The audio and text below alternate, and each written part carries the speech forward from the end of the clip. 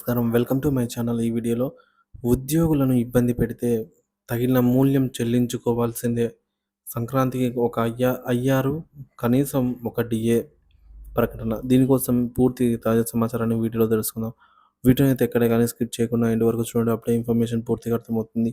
Video చూస్తున్న ప్రతి ఒక్కరు వీడియోకైతే లైక్ చేయండి ఫ్రెండ్స్. ఈ వీడియోతోటి ఉద్యోగం పెంచడం మిత్రులతో అయితే షేర్ చేయండి. కొత్తగా మన ఛానల్ చూస్తున్నవారు సబ్స్క్రైబ్ చేసుకోకుంటే వెంటనే మన ఛానల్ అయితే సబ్స్క్రైబ్ చేసుకోండి. సో, దీని ద్వారా నేను చేసే లేటెస్ట్ వీడియోస్ అన్నీ మీ వరకు రీచ్ అవుతాయి. ఇక ఆలస్యం చేయకుండా వివరాల్లోకైతే వెళ్ళిపోదాము. తెల్లారే పింఛన్ పంపిణీపై ఉద్యోగ సంఘం ఆందోళన, ఏపీ ప్రభుత్వంపై విమర్శలు.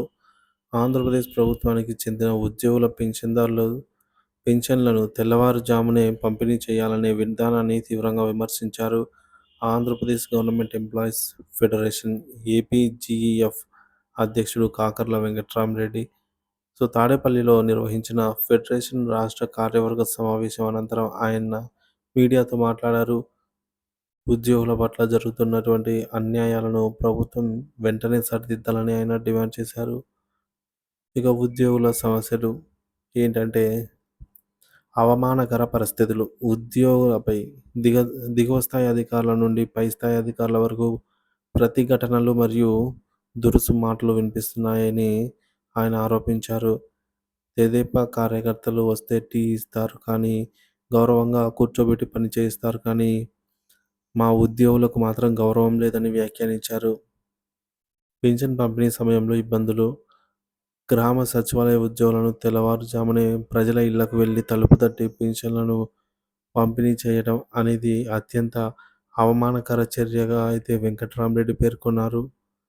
ఉద్యోగులు స్థానికంగా కాకుండా వేరే వేరే ఊర్లలో ఉంటే అర్ధరాత్రి ప్రయాణించడం ఎంత ప్రమాదకరమో తెలుసా అని ప్రశ్నించారు. 5 గంటలకు ఇచ్చే పెన్షన్ను 8 గంటలకు ఇవ్వడంలో ఎలాంటి నష్టం లేదని ఆయన స్పష్టం చేశారు. ఇకపోతే పని వాతావరణం పట్ల అసంతృప్తి. ఉద్యోగుల కోసం సరైన పని వాతావరణం కల్పించకుండా ప్రభుత్వం నిర్లక్ష్యంగా అయితే వ్యవహరిస్తోందని ఆరోపించారు. ఉద్యోగులను గౌరవించే హక్కులు, విధానాలు ఎక్కడా కనిపించడం లేదు అని వెంకట్రామరెడ్డి వ్యాఖ్యానించారు. ప్రభుత్వంపై డిమాండ్లు. సంక్రాంతి కానుకగా ఐఆర్. ఉద్యోగులకు సంక్రాంతి కానుకగా ఐఆర్ ప్రకటించాలని ఆయన ప్రభుత్వాన్ని డిమాండ్ చేశారు. ప్రభుత్వం అధికారంలోకి వచ్చిన వెంటనే ఐఆర్ ఇస్తామని చెప్పినా ఇప్పటికీ అమలు చేయకపోవడం పట్ల ఆగ్రహం వ్యక్తం చేశారు.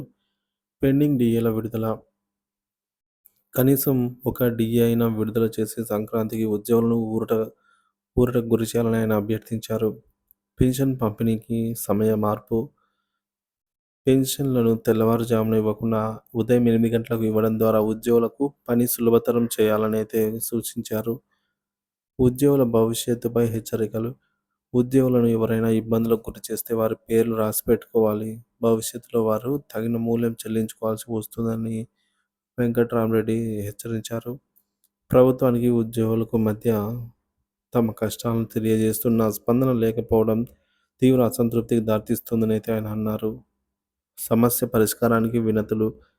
పింఛన్లను పంపిణీ విధానంపై మళ్లీ సమీక్షించి ఉద్యోగులకు అనుకూలమైన మార్పులు చేయాలని ప్రభుత్వాన్ని అయితే కోరారు. ఉద్యోగ సంఘాల ప్రతినిధులతో చర్చలు నిర్వహించి సమస్యకు పరిష్కారం చూపించాలని సూచించారు.